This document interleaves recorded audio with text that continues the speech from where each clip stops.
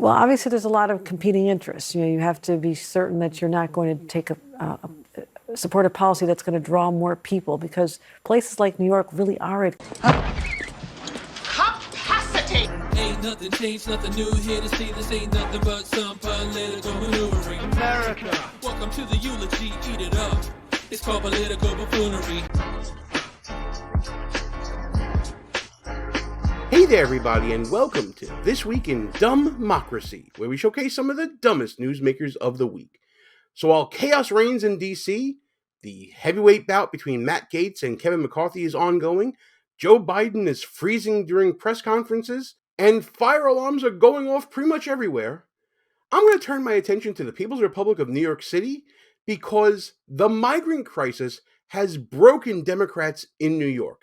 It's an amazing sight to see. We're going to get into all that, but before we do, please be sure to subscribe to the channel, hit that notification bell, and if you like what you see and hear throughout this video, please don't forget to smash that thumbs up button, like, comment, share the show with your friends, all that good stuff, and maybe pick up some merch like this awesome People's Republic of New York City shirt that I made with an AI image. It's pretty cool. We put it up in our shop, which is located at shop.buffoonoftheweek.com. You can also find it right below this video or under the store tab for the channel.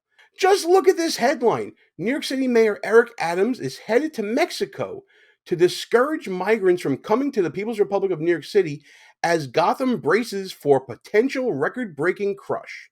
Let's get into this story right now. It is phenomenal. You'd think that these were Republicans doing this, but it's not. It's New York City Democrats. Let's get into it. Mayor Eric Adams is headed to Central and South America this week to convince migrants not to come to the Big Apple as the city preps for a possible record-breaking surge in new asylum seekers, well-placed sources say. City Hall announced his honors international trip Monday, billing the 4-day journey as a chance to foster relations with local leaders in migrant hotspots and learn more about the path of asylum seekers. But sources with knowledge of the trip told the New York Post that its underlying goal is to use local news coverage as a media blitz to talk migrants out of coming to New York City. Sounds a bit xenophobic, doesn't it? I mean, wasn't that the buzzword during the Trump administration between the stay in Mexico policy and deportations and all the other things that came with it? It was xenophobic, racist, intolerant, insensitive, all those things. But my, what a difference a couple of years make and a couple of 100,000 people coming in unannounced. We are anticipating a surge here based on a surge at the southern border. When there's a surge at the border, we expect to see an influx of asylum seekers here. The mayor's chief advisor, Ingrid Lewis-Martin, ramped up her rhetoric on the asylum seeker crisis Sunday, urging D.C. to act to address the country's broken immigration policies and calling for its borders to be closed. Are these Democrats? Really? You know, I'm not going to believe it till I see it. Let's check out Ingrid Lewis-Martin's recent media hit over the weekend. Major movement in the migrant crisis. Let's talk about this. Legality around the right to shelter law seems to be shifting. Mayor Adams challenging who the law pertains to, arguing it should not mean the city is responsible to house the thousands of asylum seekers coming here to New York City. So with me now, talk about this and more, senior advisor to Mayor Eric Adams, Chief. Thank you for correcting. Chief advisor, Ingrid Lewis-Martin. Appreciate you being here. Happy to be here. That happens a lot, but there's only one chief. You got it. Really? The titles matter that much to you? Unreal. And that's right. We talked about you last time you were here about that title, Yes, right? So yes. lots to cover here. The ruling by the Staten Island judge says the right to shelter should not include migrants. Now, the mayor seemingly agrees, right? So where do we go from here? In court. So let me give you some context of what we're talking about here. Recently, a judge in Staten Island, which is probably one of the most concentrated enclaves of Republicans in New York City, struck down a wide interpretation of New York City's right to shelter law, something we discussed in a previous video. I will link it right now. You'll see it in the top corner over here. Struck down this expansive view of the right to shelter law, limiting the right to shelter to only New York City residents. Now, this lawsuit was brought against Eric Adams And now Eric Adams is agreeing with the outcome of the lawsuit. Listen to this. We are actually in court arguing that very same thing. So we're hopeful that the ruling in Staten Island can be used to our benefit. That has been our argument from day one. The right to shelter was intended for our indigenous homeless population. So we argue that we should not have to shelter all of these immigrants. I think that's called bipartisan consensus. What is going on here? There's more agreement happening in New York City than is happening in Washington. That's why it's important that the federal government does its job and close the borders.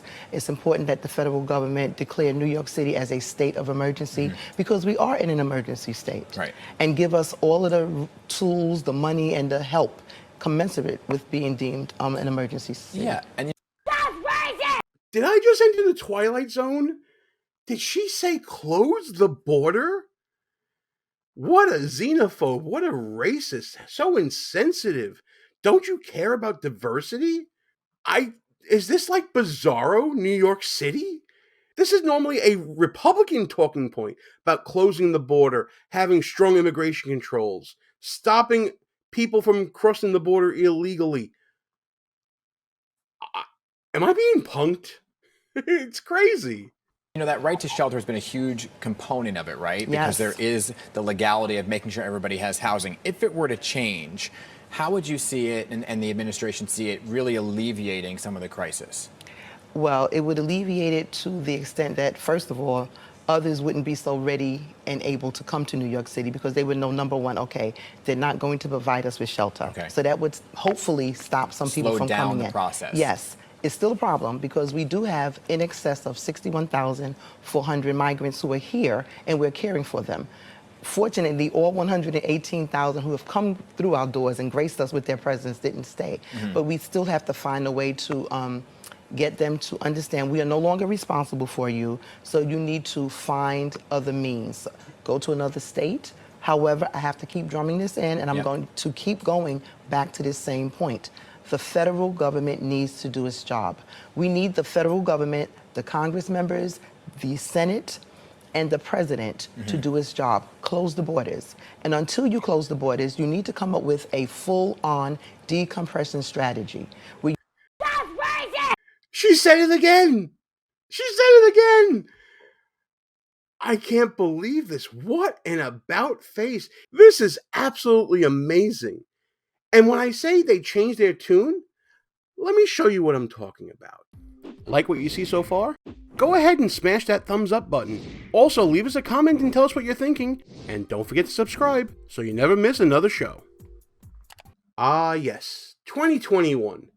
When Democrats were basking in the afterglow of a Joe Biden victory over that tyrant Donald Trump and his xenophobic and racist border policies with building the wall and staying in Mexico and all that hateful stuff that he was doing.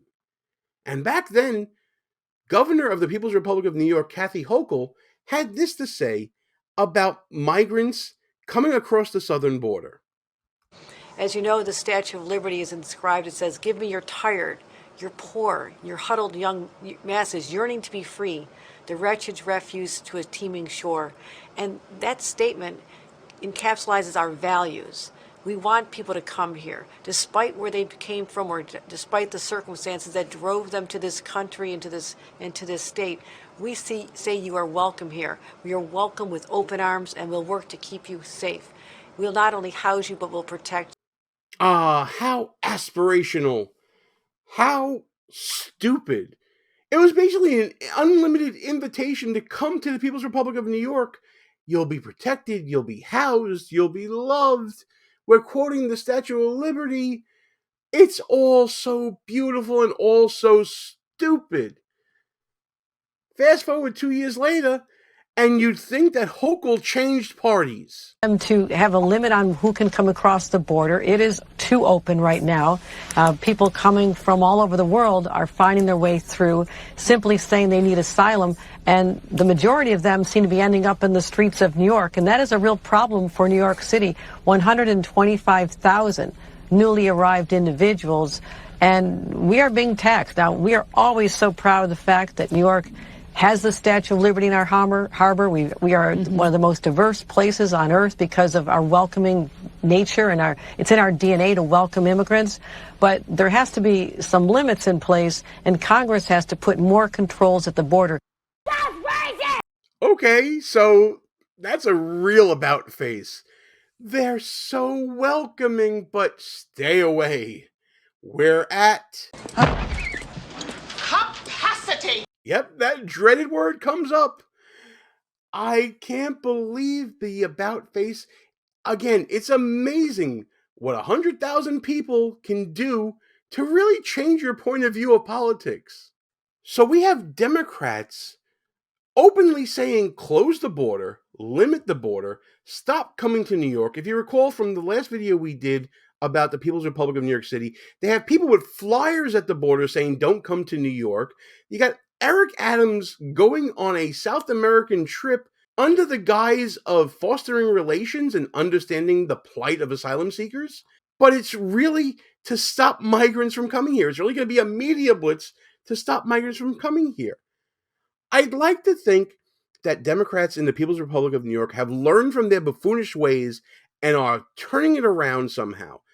But that's not the case here. This is about self-survival. This is, they realize the error of their ways and, oh God, how are we going to fix this? And they're going to that extreme that a few years back was being called xenophobic, racist, insensitive, and just lambasted as Trump-era hatred. But now they've embraced that Trump-era hatred. It's embraced with open arms, and there's open revolt against Joe Biden and his policies. But again, Joe Biden is not going to capitulate to New York City or any other urban area or any other blue state, because that would be a capitulation to Republicans that he has failed at the border. And he's not going to do that going into an election year. So you have this Dem-on-Dem violence that's continuing since the last time we spoke about it. But now the Democrats in the People's Republic of New York are openly embracing Trump-era rhetoric. You love to see it. I had a blast making this video and seeing all this, looking at the hypocrisy of it all. Of course, they're not going to be changing their party affiliation, but maybe, hopefully, some of them realize how stupid they were in just going against Trump-era policies on the border for the sake of going after Trump and realizing the error of their ways. I mean, I could hope, right? But let me know if you're reveling in this as much as I am. And if you like what you saw here, please be sure to comment, share the show with your friends, all that good stuff. Subscribe to the channel.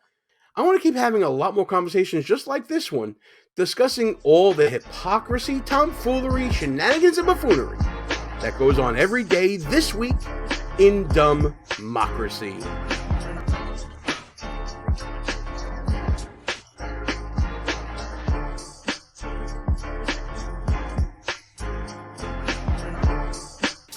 All views and opinions expressed here are not necessarily of the mainstream media and may offend some listeners. It's called political buffoonery.